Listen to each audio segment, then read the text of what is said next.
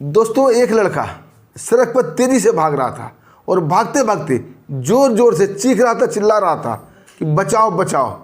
उसके पीछे एक और लड़का भाग रहा था जिसके हाथों में बंदूक थी और दनादन वो फायर कर रहा था। तभी एक गोली भागते हुए आगे वाले लड़के को लग जाती है पैरों में। वो मुंह के बल वहाँ गिर जाता है और पीछे जो बंदूक लेकर लड़का आ रहा था उसे और गोली मारना ही चाहता था। तब तक वहाँ भीड़ इकट्ठा हो जाती है और पुलिस वाले भी आ जाते हैं और उस लड़के को पकड़ के थाने ले जाते हैं। थाने में लड़का बोलता है पुलिस वाले से कि साहब, आप मुझे फांसी चढ़ा दो, सूली चढ़ा दो, गोली मार दो, लेकिन मैं उसे जिंदा नहीं छोड़ूंगा। जब भी मुझे मौका मिलेगा मैं उसे गोली मार दूंगा, उसकी जान ले लूँगा, क्योंकि मेरी इज्जत वाली बात है। दरोगा साहब उसे समझाने की कोशिश करते हैं, लेकिन उल्टा लड़का दरोगा साहब से क्वेश्चन पूछता है कि साहब, मुझे एक क्वेश्चन का जवाब दे दो, अगर आपके बहन के साथ बलात्कार हुआ होता तो आप क्या करते। दोस्तों, ये सच्ची कहानी विस्तार से जानते हैं, वीडियो को स्किप नहीं कीजिएगा, पूरी कहानी ध्यान से सुनिएगा। कहानी दोस्तों दो दोस्तों की है। कहानी की शुरुआत गुजरात से होती है, अहमदाबाद से। दो दोस्त थे, एक थे नियामत अली और दूसरा था फिरोज खान।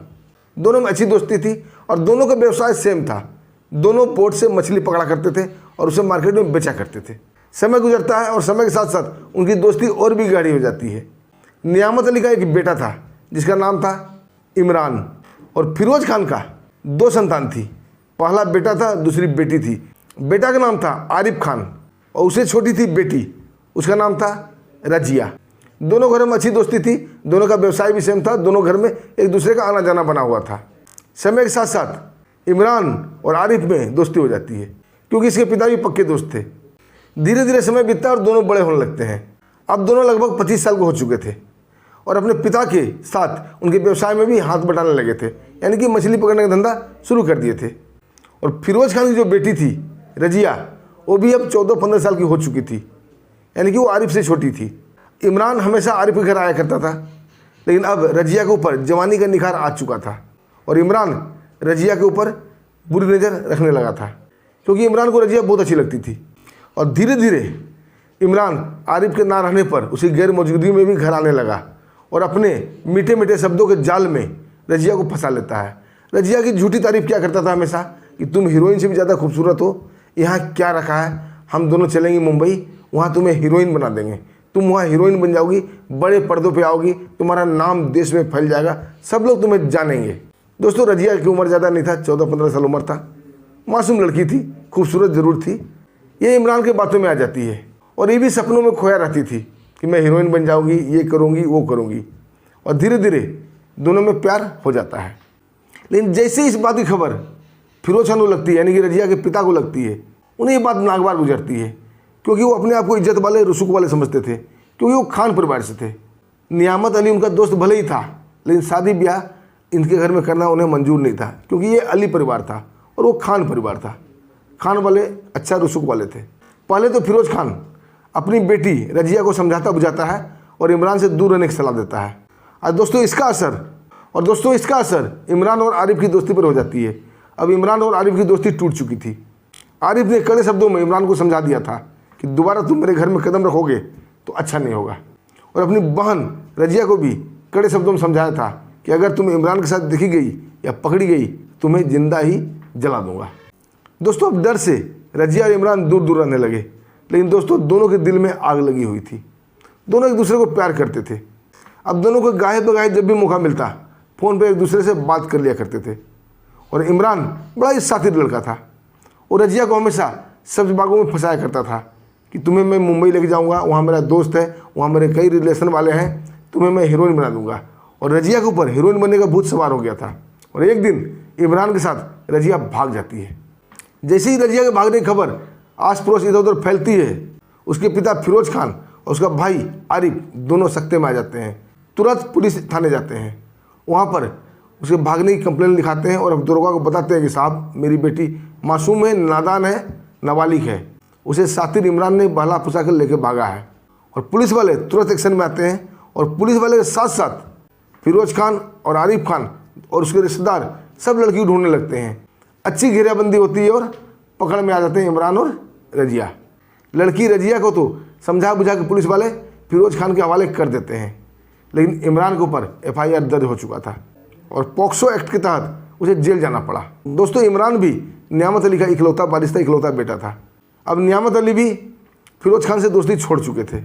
अब वो अपने बेटे को बचाने की जुगत में लग जाते हैं और जैसे तैसे करके पैसा खर्चा करके वकील को मिला के, चाहे जैसे भी हो, सब सेटिंग करने के बाद कुछ दिन के लिए इमरान बाहर आ जाता है जमानत पर। जैसे ही इमरान जमानत पर बाहर आता है, उधर आरिफ को खबर लग जाती है। अब आरिफ के दिमाग में ये कीड़ा काटने लगता है, इमरान बाहर आ चुका है और रजिया को फिर बहलाएगा फुसलाएगा और उसे लेके भाग जाएगा। और उसके भागने के बाद हमारे और हमारे पिता की समाज में इज्जत मिट्टी में मिल जाएगी। सब लोग हमारे ऊपर थू थू करेंगे। इससे अच्छा हो इमरान को रास्ते से हटा दिया जाए। और वो अपने एक दोस्त को, शौकत नाम था जिसका, उसे अपने पास में मिला लेता है और दोनों मिलकर इमरान की जासूसी करने लगते हैं। इमरान कहाँ जाता है, क्या करता है, कब उठता है, कब बैठता है, किससे मिलता है, उसके पीछे पीछे लग चुके थे और दोनों का मकसद एक ही था, इमरान को मार देना। आरिफ जैसे तैसे जुगाड़ करके एक पिस्टल का भी उपाय कर लेता है जो कि देसी था। और दोस्तों, इधर इमरान को भी भनक लग जाती है कि आरिफ उसके पीछे पड़ा हुआ है, उसे जान से मार देगा। कुछ दिन तो बचता बचाता है और जज करता है कि सही में आरिफ उसके पीछे है या नहीं। लेकिन जब उसे कन्फर्म हो जाता है कि आरिफ उसे मार ही देगा, दोस्तों वो करीब के थाने में जाता है और वहाँ बताता है, साहब मैं बुरी तरह से फंस गया हूँ। मैंने तो उसकी बहन को अब छेड़छाड़ करना ही बंद कर दिया है, लेकिन उसका भाई आरिफ मुझे नहीं छोड़ेगा, मुझे वो गोली मार देगा, मुझे बहुत डर लग रहा है साहब, मुझे बचाओ। लेकिन दोस्तों, पुलिस वाले इस बात को गंभीरता से नहीं लेते हैं। अब बोलते किसी की इतनी हिम्मत नहीं कि दिन दहाड़े तुम्हें कोई गोली मार दे। और दोस्तों, वही होता है जिसका डर था। इमरान पुलिस स्टेशन से बाहर निकल ही रहा था, तभी आरिफ और शौकत मोटरसाइकिल से आते हैं और धनाधन उसके ऊपर फायर कर देते हैं। इमरान कैसे ही बचता बचाता भागने की कोशिश करता है और भाग जाता है। उसके पीछे शौकत और आरिफ दौड़ जाते हैं। आगे आगे इमरान, पीछे पीछे आरिफ। इमरान चीखता जा रहा था, चिल्लाता जा रहा था कि बचाओ बचाओ, और पीछे पुलिस भी दौड़ रही थी, लेकिन आरिफ नहीं मान रहा था। आरिफ धनाधन फायर कर रहा था। एक गोली इमरान के पैरों में लगती है और मुंह के बल वो नीचे गिर जाता है। तब तक वहाँ भीड़ इकट्ठा हो गई थी, लेकिन भीड़ की परवाह आरिफ नहीं करता है। उसे दूसरा गोली मारना ही चाहता था, तब तक पीछे से पुलिस आकर उसे पकड़ लेती है।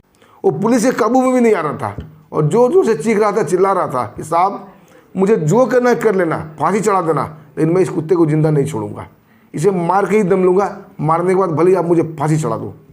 लेकिन पुलिस वाले उसे काबू कर लेते हैं, उसके हाथ से पिस्टल छीन लेते हैं और थाने ले जाते हैं। थाने में उसे समझाया बुझाया जाता है कि कोई भी चीज़ का फैसला इतना हड़बड़ी में नहीं लिया जाता है।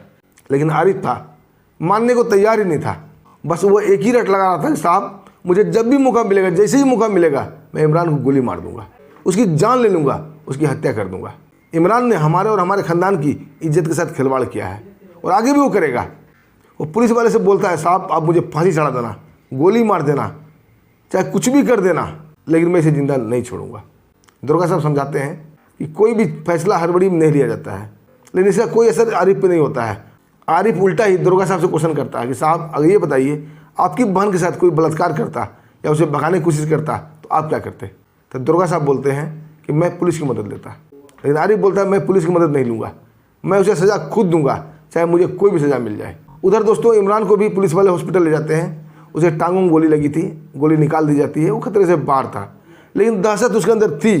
वो जान रहा था कि आरिफ उसे छोड़ेगा नहीं, क्योंकि वो आरिफ का दोस्त था और वो जानता था कि आरिफ जुनूनी स्वभाव का है, जो ठान लेता है वो करके दिखाता है। इधर दोस्तों, आरिफ की पेशी होती है कोर्ट में और जज साहब सारी स्थिति समझकर उसे जेल भेज देते हैं। अब देखिए दोस्तों, आगे क्या होता है। आरिफ जेल से छूटने के बाद इमरान को मारता है या नहीं मारता है। दोस्तों, इसी कहानी पर मुझे एक वाकया याद आता है। किसी समझदार व्यक्ति ने एक विद्वान से पूछा कि विद्वान महाराज, इज्जत किसकी होती है आज के ज़माने में? विद्वान थोड़ा देर मौन रहते हैं और गंभीर स्वर में बोलते हैं कि बेटा, आज के ज़माने में किसी की इज्जत नहीं है, बस अपने ज़रूरत की इज्जत है। जिससे ज़रूरत ख़त्म उसकी इज्जत ख़त्म, जिससे ज़रूरत है लोग उसकी इज्जत करते हैं। दोस्तों, आपका क्या विचार है? आपको क्या कहना है इस कहानी पर? क्या आरिफ ने सही किया या गलत किया? एक छोटा सा कमेंट जरूर कीजिएगा। दोस्तों, फिर मिलते हैं एक ऐसी ही सच्ची कहानी के साथ। तब तक के लिए हमें आज्ञा दीजिए। नमस्कार, जय हिंद, जय भारत।